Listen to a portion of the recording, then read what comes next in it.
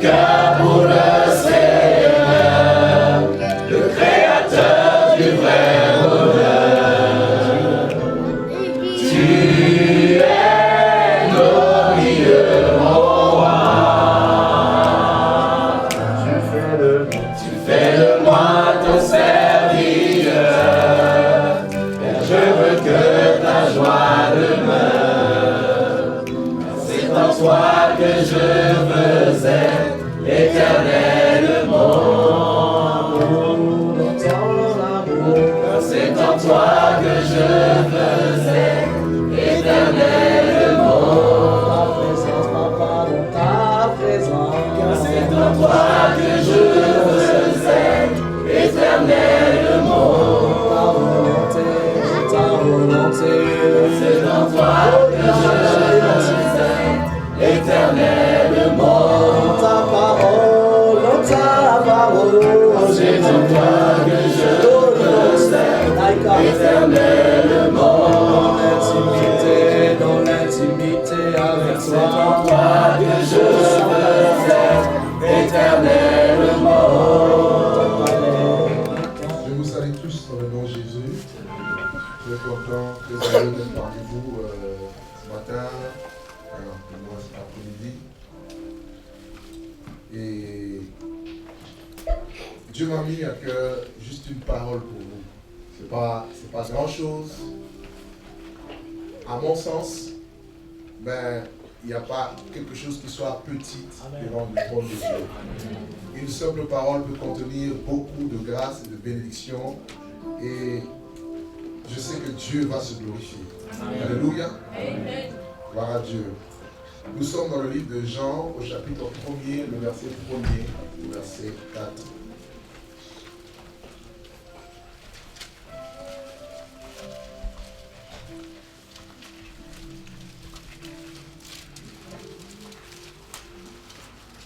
Jean, chapitre 1er, le verset 1er au verset 4.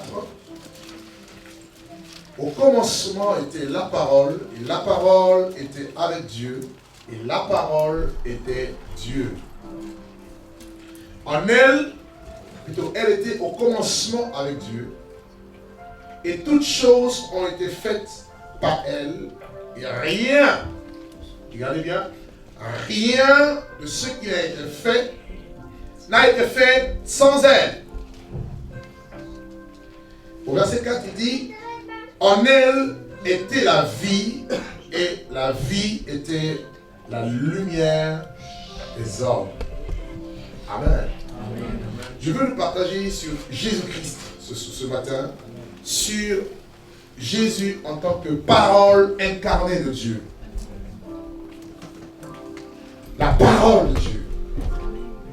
Et s'il y a quelque chose que Satan n'aime pas, c'est la parole de Dieu.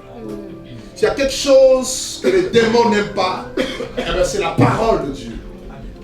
Et la Bible nous dit, vous savez, Jean est l'un des disciples de Jésus à qui il a été donné la révélation sur la divinité de Jésus.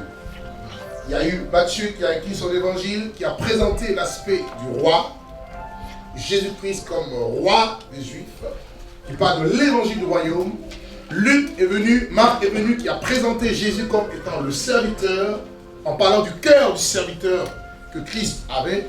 Luc est venu et Luc, le médecin, lui va parler plus de l'aspect humain, de l'humanité de ce Jésus. Que Jésus a été Dieu, Dieu a été fait chair, vous voyez. Et puis, on nous parle plus de fils de l'homme.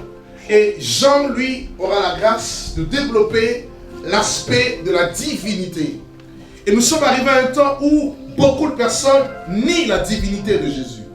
Nous sommes arrivés à un temps où Satan, n'est-ce pas, par l'entremise de l'Antéchrist, de l'esprit de l'Antéchrist, ne veut pas que nous puissions reconnaître et savoir que Jésus est Dieu. Qui est l'Antéchrist? C'est celui qui nie que Jésus est le Seigneur, que Jésus est venu en chair. Or, quand on parle de Jésus venu en chair, on voit la parole qui a été incarnée. On voit Dieu qui a quitté son trône et qui est venu sous une forme corporelle pour sauver l'humanité et apporter la solution. Voyez-vous, il n'y a aucune solution, aucune délivrance, aucune, je dirais, rien ne peut se passer en dehors de la parole de Dieu. Amen. Alléluia. Amen. Dans Psaume, il est dit, dans Psaume 107, dans leur détresse, ils ont crié à l'Éternel. Et la Bible ne dit pas que l'Éternel envoya, je ne sais pas, des miracles ou des signes. La Bible ne dit pas que l'Éternel envoya un ange. La Bible dit que l'Éternel envoya sa parole et sa parole les guérit. Amen. Amen. Je ne vous entends pas. Amen. Est-ce que vous êtes là ce matin? Amen. Merveilleux Jésus. La Bible dit que Dieu a envoyé sa parole et sa parole les guérit. Sa parole le délivre. Parce que Dieu compte sur sa parole pour agir. Dieu compte sur sa parole pour démontrer sa suprématie. Dieu compte sur sa parole pour accomplir ses desseins. Et regardez ici, Jean nous présente Christ comme étant la parole de Dieu. On nous dit, au commencement était la parole. Regardez cette première partie. On nous présente d'abord au commencement. On nous a déjà enseigné sur le mot commencement qui présente tout le plan parfait de Dieu.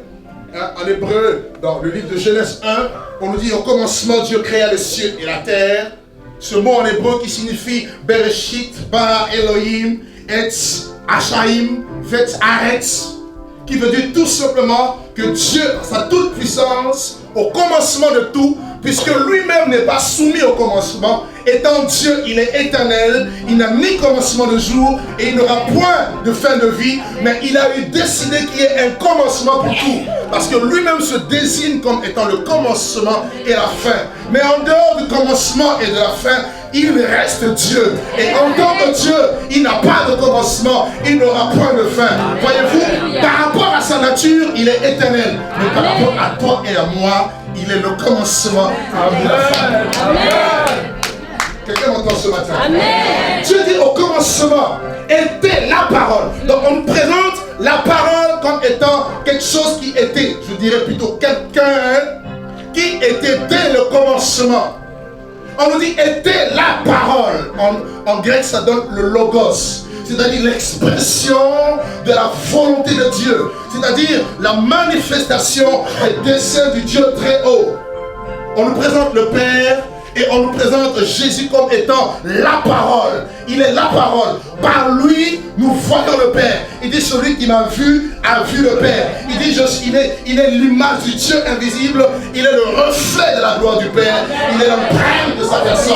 Et la Bible déclare au commencement était la parole. Ça c'est la première réalité. La deuxième chose qu'on nous dit, et la parole était avec Dieu. Donc on nous dit qu'au commencement était la parole. Et deuxièmement on nous enseigne que la parole était avec Dieu, comme si la parole et Dieu étaient deux choses différentes. Mais la troisième chose nous dit quelque chose de puissant. On nous dit que cette même parole qui était avec Dieu, cette parole était Dieu. Amen. Non, est-ce que quelqu'un m'a pas dit ça? Amen. Si je suis avec elle, je ne peux pas être elle. Amen. La parole était avec Dieu et la parole était Dieu. C'est ça le mystère de Dieu. Ce Dieu qui ne peut s'expliquer, ce Dieu qui ne peut se comprendre avec la raison humaine, la réflexion. La Bible dit Dieu ne se conçoit pas, Dieu se révèle et Dieu se démontre, Dieu se prouve, Dieu donne les preuves qu'il existe. Et la Bible dit que cette parole a un nom. Selon Apocalypse chapitre 19, le verset 13, on nous dit que le nom de Jésus, c'est la parole de Dieu. Alléluia. Est-ce que quelqu'un m'entend ce matin? Non, je n'ai pas l'impression. Je n'ai pas du tout l'impression. Je n'ai pas du tout l'impression. Parce que je ne vous parle pas de moi. Je ne vous parle pas de ce bâtiment qui est physique et sera détruit. Mais je vous parle de quelqu'un qui est éternel et qui tient toutes choses.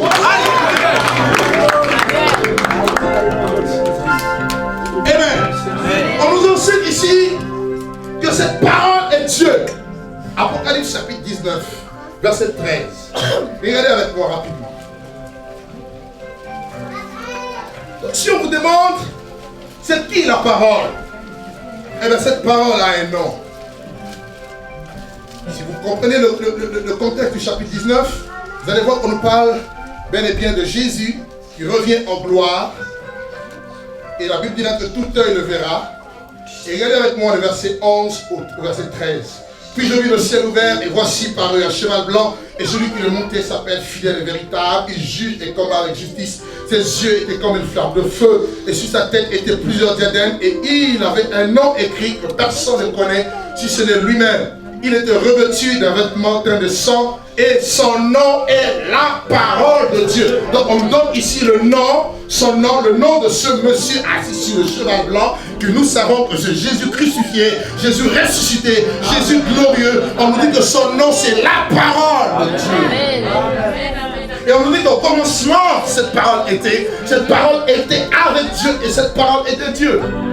Bien. Regardez la suite de Jean 1. On dit au verset 2, elle était au commencement avec Dieu. Verset 3, toutes choses ont été faites par elle et rien de ce qui n'a été fait sans elle. La Bible dit ici toutes choses. Donc par là nous comprenons que lorsque les scientifiques nous font comprendre, nous font croire que le monde vient du Big Bang, que la Terre, je ne sais pas, les galaxies que vous voyez, c'était des explosions, des atomes, je ne sais quoi. Eh bien, je leur poserai la question. Et ces atomes viennent d'où? Hein? Ces atomes viennent d'où? Il y a un créateur. La Bible dit toutes choses.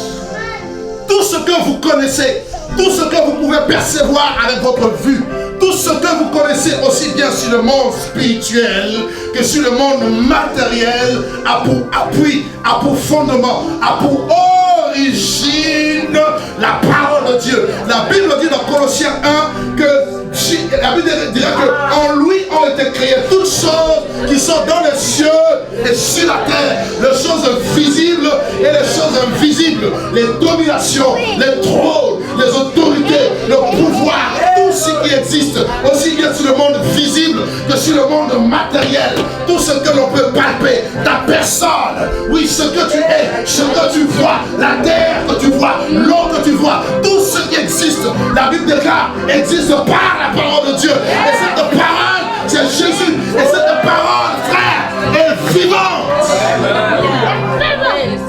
En fait, si Dieu veut que nous réalisions que celui qui est la parole, en gros, il veut que nous puissions avoir la foi. Parce que cette parole, c'est vrai, c'est une personne, mais cette parole aussi est exprimée dans la Bible. C'est le seul livre qui présente la parole de Dieu. Hébreux chapitre 1er. Regardez avec moi. Hébreux chapitre 1er, puis nous lirons Hébreux chapitre 11. La parole de Dieu. Hébreux chapitre 1er, le verset 1er au verset 3. Il est dit, après avoir à plusieurs reprises et de plusieurs manières parlé à nos pères, à les prophètes, Dieu dans ces derniers temps nous a parlé par le Fils, qu'il a établi héritier de toutes choses. Par lui, il a aussi créé l'univers. Voyez, on nous dit que par le Fils, il a aussi créé l'univers. Quand la Bible parle de l'univers, considérez l'univers dans son ensemble. Voyez cet univers que le scientifique présente, qui est composé de centaines de milliers de galaxies, autour desquelles gravitent, en fait dans chaque galaxie, il y a un système solaire autour duquel gravitent de milliers, de centaines d'étoiles.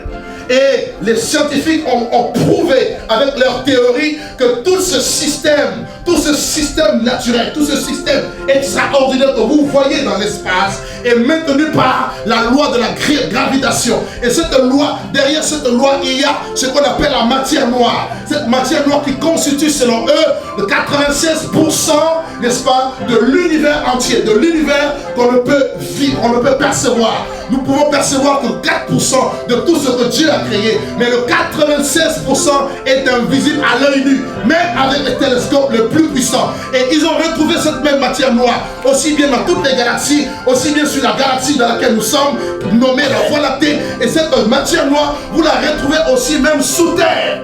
Mais ils ont dit que cette matière, elle est partout. Mais elle est invisible. Ils ont tout fait pour décrypter c'est quoi cette matière. Ils ne savent pas. Mais ma Bible me dit que ce qu'eux appellent la matière noire, ma Bible me dit que c'est la parole de Dieu qui soutient toutes choses. Est-ce que quelqu'un m'entend ce soir? Est-ce que quelqu'un m'entend ce matin? C'est de matière noire. Eux, ils appellent matière noire. Mais moi, j'appelle ça matière blanche. J'appelle la lumière. J'appelle la parole de Dieu. Alléluia. Alléluia. On dit que cette parole, regardez au verset 3. Le Fils est le reflet de sa gloire et l'empreinte de sa personne. Et il soutient toutes choses. C'est-à-dire la terre qui tourne autour d'elle-même et autour du soleil et de la lune. Qui soutient la terre, c'est la parole. La terre tourne, mais tu ne sens pas de vertige. Qui contrôle ces choses, c'est la parole. Lorsque tu marches, sache que quand tu es en haut, il y a des gens qui marchent en bas. Mais ceux qui sont en bas, ils ne tombent pas. Qui le, oh mon Dieu, qui le soutient? Qui le soutient? On dit que la parole, la terre, il y a un axe. Il y a un axe sur lequel la terre tourne. Mais cet axe ne s'incline jamais. Il maîtrise toutes ces choses. Joue avec mon Jésus. Je ne vous parle pas de l'islam. Je ne vous parle pas d'un petit Dieu. Je ne vous parle pas de Krishna qui a plusieurs bras. Non, non, non, non. La Bible me dit que cette parole est vivante. C'est pourquoi je vous ai dit tout à l'heure, j'ai une petite parole. Mais cette parole est grande pour toi. Et pour moi. Elle soutient toutes choses. Cela veut dire tout ce que tu sais et tout ce que tu es. Tout ce que tu veux faire, prends appui sur la parole. Quelqu'un qui est soutenu par la parole de Dieu, 1000 tomberont à son côté, 10 000 à sa droite, il ne sera jamais à terre. Quelqu'un qui est soutenu par la parole de Dieu, on t'attaquera à gauche à droite, tu ne seras jamais maîtrisé. Parce que la parole de Dieu, même Satan a été créé quand il était encore Lucifer, astre brillant. Il était créé par la parole. Donc il a un créateur. La parole est créatrice. La parole est puissante. La parole donne la vie. La parole même donne la vie aux morts. La parole ressuscite. La parole fait germer. La parole donne la lumière. La parole donne l'éclat. La parole amène la gloire. La parole amène le succès. La parole de Dieu est vivante. L'univers, mon ami.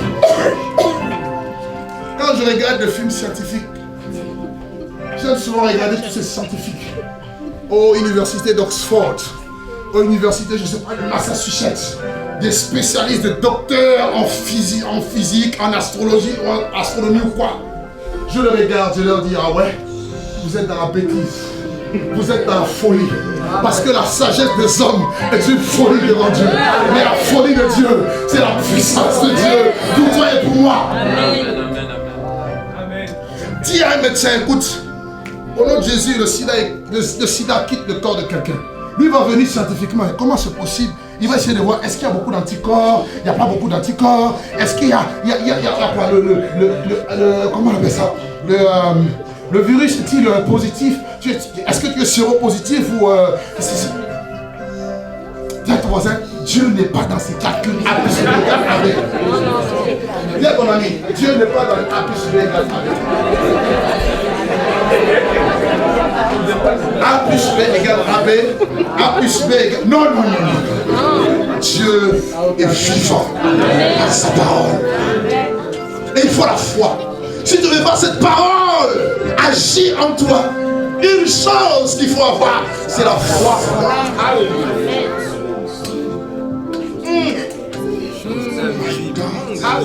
Hébreux chapitre 11. Regardez le verset 1er au verset 3.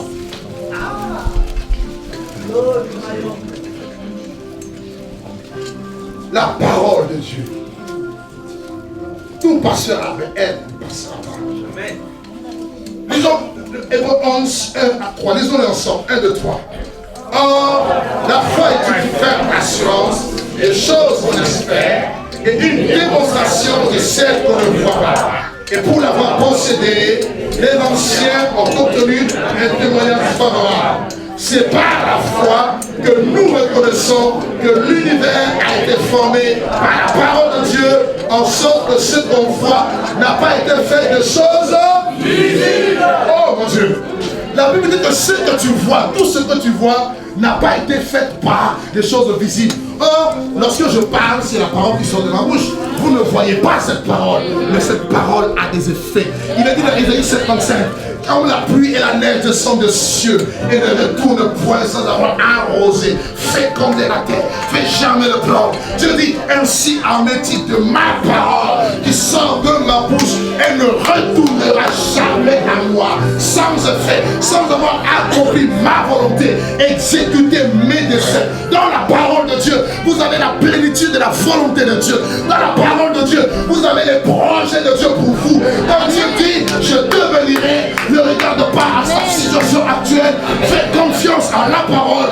Au temps marqué, la bénédiction arrivera. Je ne sais pas par quel chemin cela arrivera, ni à gauche ni à droite, mais une chose est sûre, la parole aura son accomplissement. Parce que Dieu a parlé, la Bible dit, il est impossible à Dieu de mentir, parce que la parole, c'est la vérité pour toi, pour ton ministère, pour ton appel, pour ton couple, pour ta famille, pour tes projets. Dieu a parlé, qui sera la tête de la queue, c'est une parole pour toi.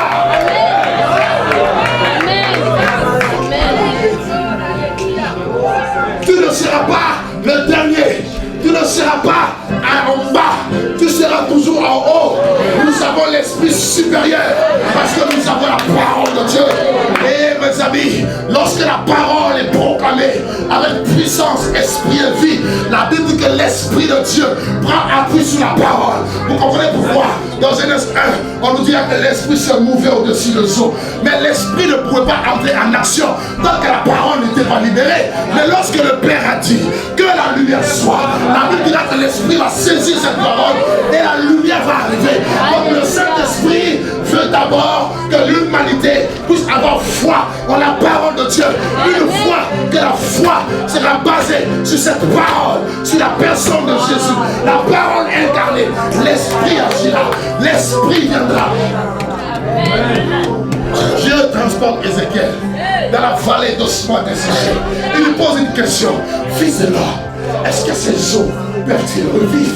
Ézéchiel dit non, je ne sais pas, mais toi tu sais. Dieu dit à Ézéchiel, oui, c'est possible, car rien n'est impossible à Dieu. Rien n'est impossible à la parole de Dieu. Les montagnes peuvent se crouler devant la parole de Dieu. Les murailles de Jéricho peuvent tomber par la puissance de la parole de Dieu. Dieu dit à Ézéchiel, fils de l'homme, prophétise. Fils de l'homme, parle,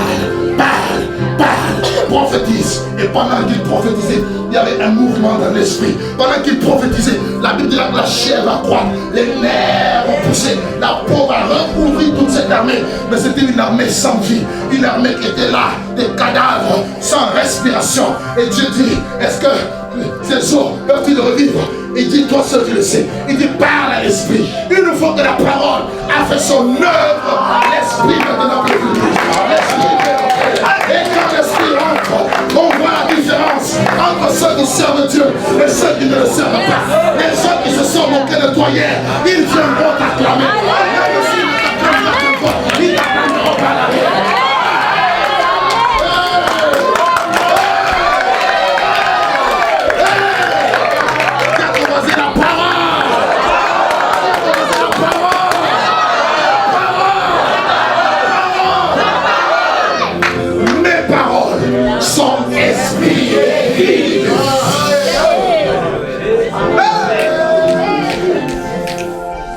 Accusera les élus du Seigneur.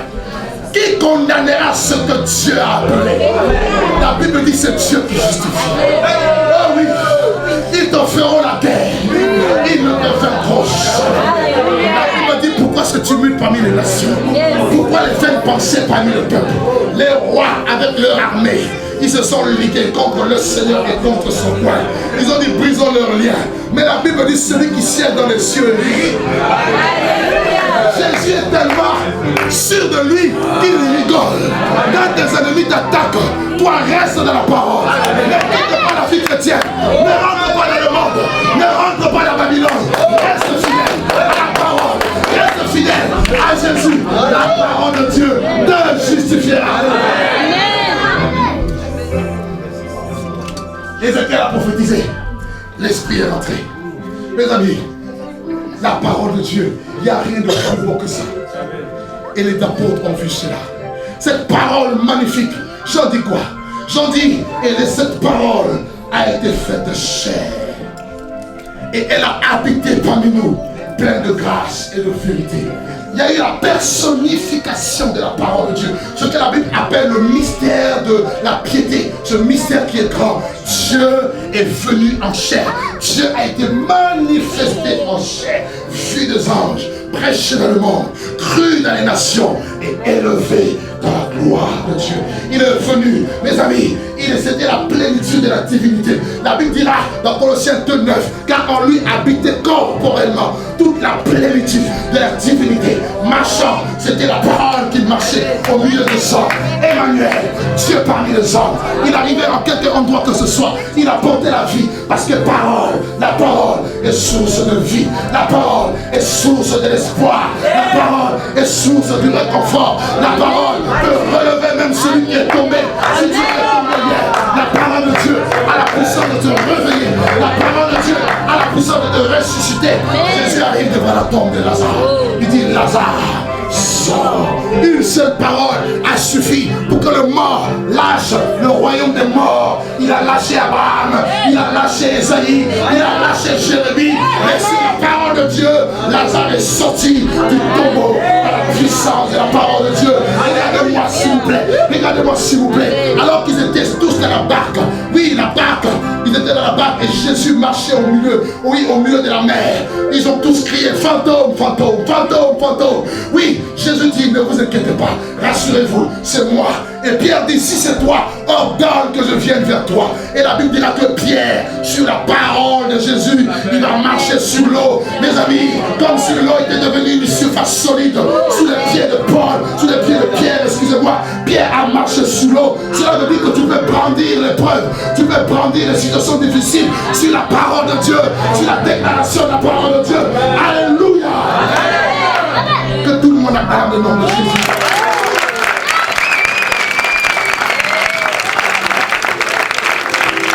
Et la parole a été faite chair. Elle a habité parmi nous. Et j'en dis, nous avons contemplé sa gloire. Vous savez, quand on contemple quelque chose, on le regarde. On la regarde attentivement. On plonge de regard. Oui, cette parole, ils avaient entendu parler de cette parole.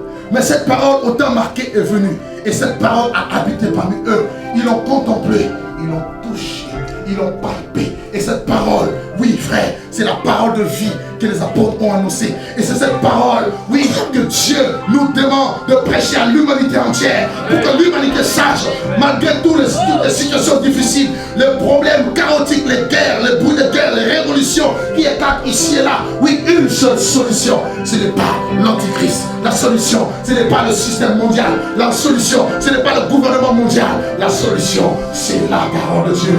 Amen. 1 Jean, pour finir. 1 Jean 1, verset 1er au verset 2.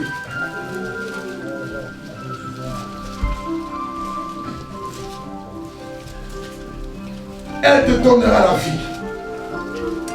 Cette parole ouvrira des portes dans ta vie. Amen. Amen. Oui, cette parole t'élèvera. Regardez dans 1 Jean 1, le verset 1er au verset 2. Lisons-le à haute voix, tous ensemble. 1, 2, 3.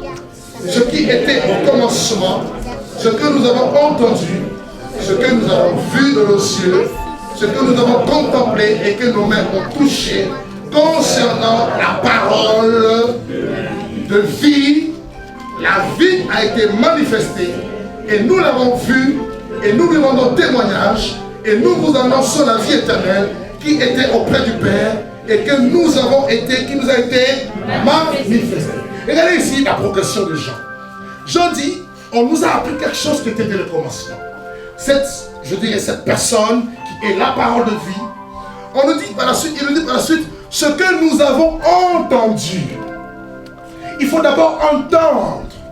Parce que la foi vient de ce que l'on entend, et ce que l'on entend doit venir de la parole de Dieu.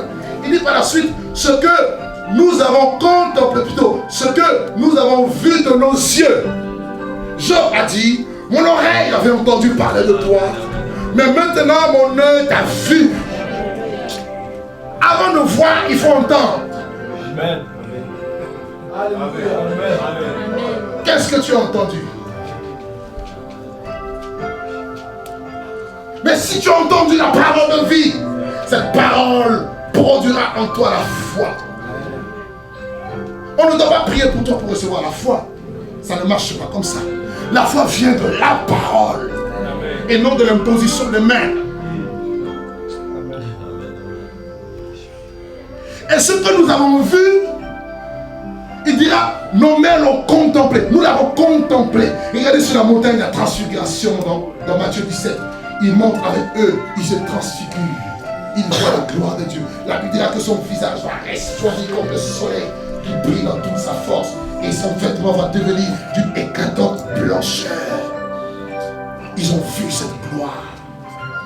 Parce que la parole, c'est la gloire de Dieu. Et il dira par la suite, ce que nous avons entendu, ce que nous avons vu, ce que nous avons contemplé et que nos mains ont touché. Ils l'ont touché.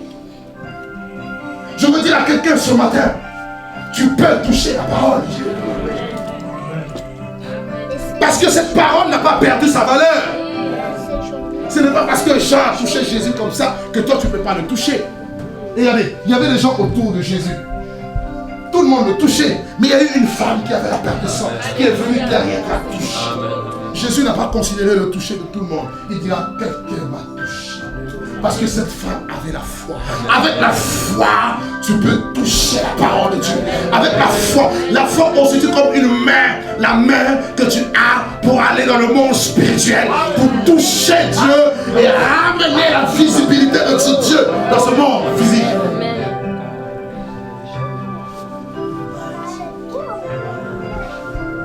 Crois-tu à la parole? Aimes-tu la parole? Ta solution ne viendra pas des hommes. La solution pour le monde, l'humanité, ne viendra pas d'un système quelconque établi par les hommes. David a dit, je lève les yeux vers les montagnes. D'où me viendra le secours?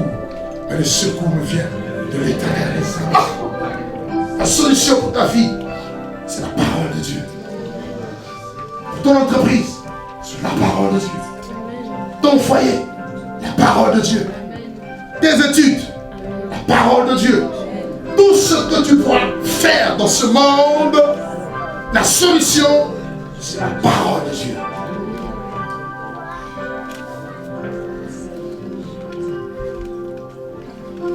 Quiconque espère en lui ne sera jamais dans la confusion. Amen. Jamais dans la confusion. Amen. Il arrivera un jour où tu pleureras. Un jour viendra où il essuiera toute larme de nos yeux et la mort ne sera plus. Le temps arrive, le temps de gloire arrive pour toi. Je parle à quelques personnes ici. Le temps de gloire arrive pour toi. Le temps où Dieu va balayer ton passé honteux. Dieu va balayer le temps où tu as passé dans les larmes, dans la souffrance, le temps où tu as passé dans le gémissement devant la face de Dieu. Tu as crié, mon Père, pourquoi m'as-tu abandonné? Dieu t'a dit, jamais il ne pourra te délaisser, jamais il ne pourra t'abandonner. Il t'a mis au creuset, il a permis le désert dans ta vie pour un temps. Oui, mais le temps arrive par la même parole qui t'a ramené dans le désert, par la même parole tu sortiras du désert et tu vivras la gloire de Dieu. Il dit, si tu crois à la parole de Dieu, tu verras la gloire de Dieu. Veux-tu voir cette gloire? Veux-tu que cette gloire se manifeste dans ta vie? Alors crois à la promesse de Dieu. Pour tout ce qui concerne les promesses de Dieu, nous dit 2 Corinthiens 1. C'est Amen et oui. Qu'il en soit ainsi. Il y a une chose que Dieu ne peut jamais faire. c'est mentir. Mentir.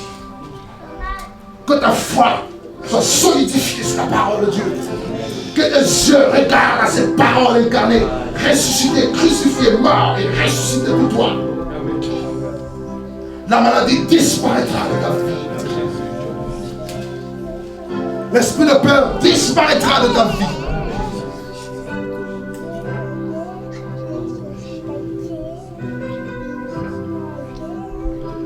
Alléluia. Fermons nos yeux dans sa présence.